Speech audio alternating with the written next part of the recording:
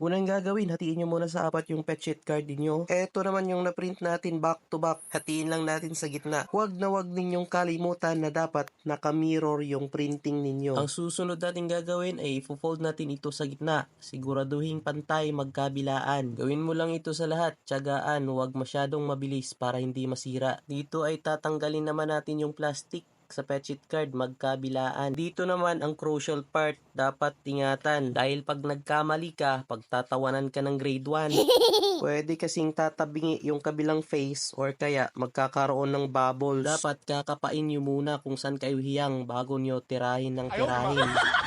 140 nga pala yung temperature natin dito, pinadaan ko ng 4 na beses. Tinanggalan ko muna ng lumang ngipin yung ating cutter para hindi tayo mahirapan sa pagtanggal ng border dito sa ginawa nating IDs. Pinadaan ko ulit ito sa laminator sa parehong temperature, 140 degrees, mga 4 na beses para kapit na kapit.